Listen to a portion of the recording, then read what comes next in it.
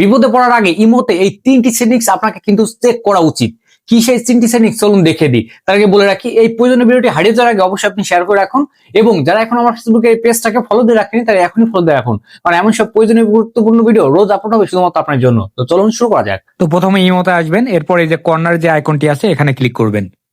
এখানে ক্লিক দেওয়ার পর এখানে দেখুন লেখা আছে সিকিউরিটি অ্যান্ড প্রাইভেসি, এখানে ক্লিক করবেন।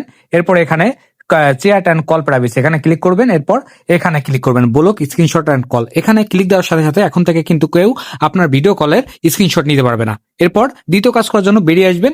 বেরিয়ে আসার পর এখানে দেখুন লেখা আছে লগ ইন প্রোটেকশন, এই মানে লগ ইন প্রোটেকশন এখানে আপনি ক্লিক করবেন। এরপর এই যে বেসিক প্রোটেকশন এখানে আপনি এটা অন করে দিবেন। আমি অন করে দিচ্ছি, এটা ওকে করে দিবেন।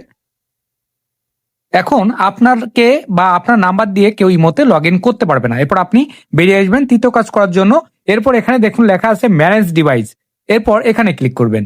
এখানে ক্লিক দেওয়ার পর এই যে ম্যানেজ ডিভাইসটা আছে এটা যদি ওয়ান থাকে তাহলে এটা আপনি অফ করে দিবেন, এটা আপনি ডিসেবল করে দিবেন, তাহলে কিন্তু আর কেউ আপনার ইমোটি ব্যবহার করতে পারবে না। এই কাজটি আপনি করে রাখুন, আপনার ইমো সিকিউরিটি থাকবে বা সেফ থাকবে। অবশ্যই প্রয়োজনীয় ভিডিওটি শেয়ার করে দিন। ধন্যবাদ।